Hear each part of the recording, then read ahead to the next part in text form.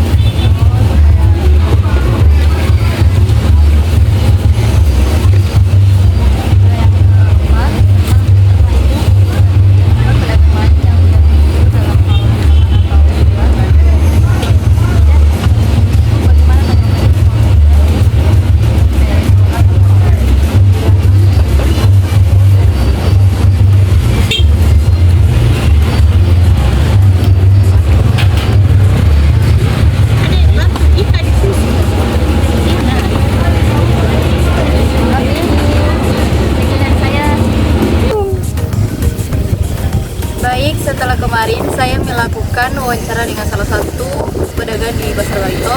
Sekarang saya akan menjelaskan teori terkait praktik perbankan ekonomi syariah di Indonesia. Praktik perbankan syariah adalah sistem perbankan yang berproses berdasarkan prinsip-prinsip syariah Islam. Sistem ini menawarkan alternatif bagi mereka yang ingin bertransaksi keuangan sesuai dengan nilai-nilai Islam, khususnya menghindari praktik riba atau bunga. Perbankan syariah yang didasarkan pada prinsip-prinsip Islam bertujuan untuk menciptakan sistem keuangan yang selaras dengan nilai-nilai etika dan moral. Prinsip-prinsip utama yang memadu perbankan syariah meliputi yang pertama riba atau bunga. Melanggar penggunaan atau penerimaan bunga, menggantikan dengan mekanisme bagi hasil dan pembagian risiko. Yang kedua, garar ketidakpastian, menghindari transaksi yang melibatkan ketidakpastian yang berlebihan, menjalankan kontrak yang jelas dan transparansi. Yang ketiga, maisir atau judi, menghapus transaksi yang didasarkan pada peluang atau spekulasi murni, mendorong investasi yang bertanggung jawab dan manajemen risiko. Yang keempat, keadilan, memastikan perlakuan yang adil bagi semua pihak yang terlibat dalam transaksi keuangan, mempromosikan tanggung jawab sesuai dengan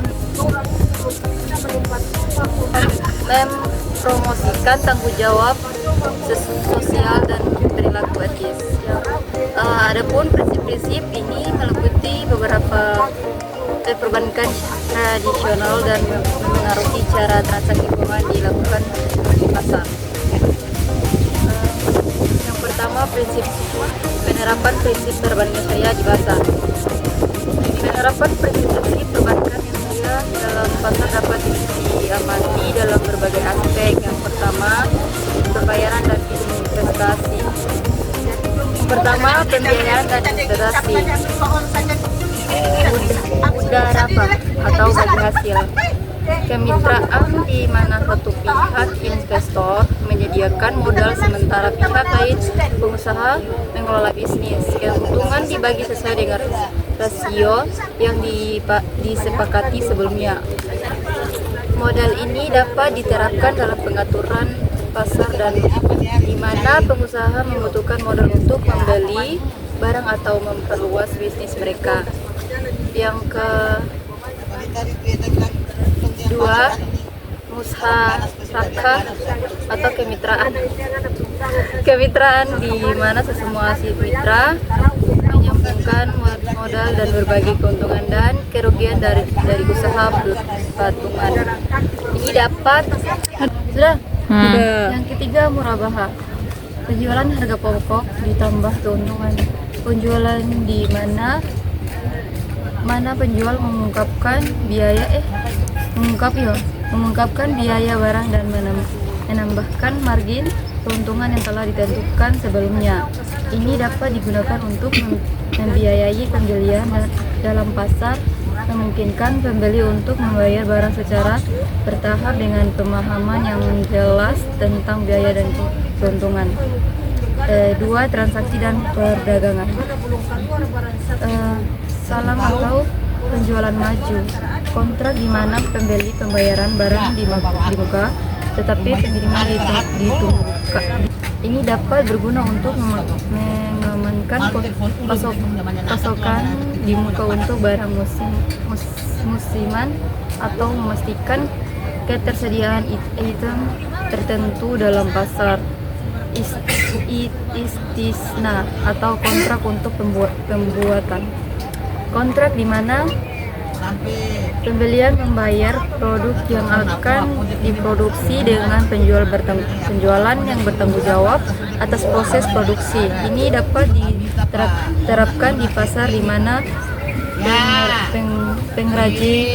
pengrajin atau perajin memproduksi barang atas pasaran. Yang keempat, sewa.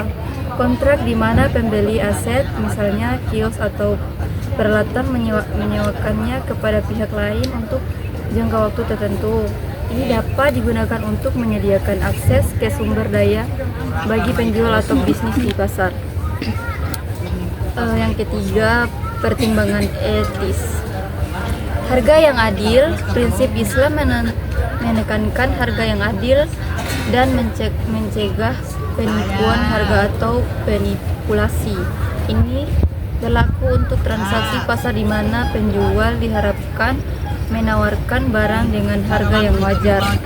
Yang kedua, transparansi dan kejujuran. Transparansi dan transaksi sangat penting dengan pengungkapan yang jelas tentang kualitas produk, asal dan potensi risiko.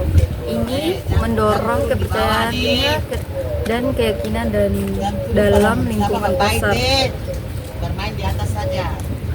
Berikutnya, tanggung jawab sosial. Perbankan Islam mendorong tanggung jawab sosial, termasuk mendukung masyarakat lokal dan mempromosikan pemberdayaan ekonomi.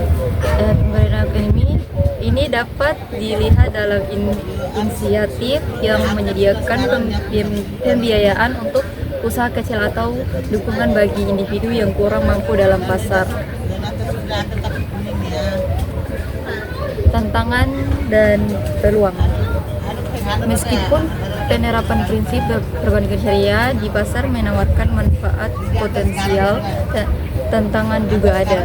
Yang berikut, kesadaran dan pendidikan. Meningkatkan kesadaran dan pemahaman tentang prinsip perbankan syariah di kalangan pelaku pasar sangat penting untuk mengimplementasi yang sukses.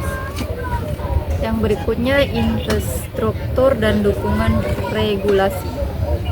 Mengembangkan infrastruktur dan kerangka kerja regulasi yang tepat yang mendukung praktik perbankan syariah dalam pasar sangat penting. Yang berikutnya lagi, kolaborasi dan kemitraan. Membangun kemitraan yang kuat antara lembaga keuangan Islam, pemangku kepentingan pasar, dan beban pengatur sangat penting untuk menciptakan lingkungan yang kondusif bagi praktik pasar yang etis dan berkelanjutan.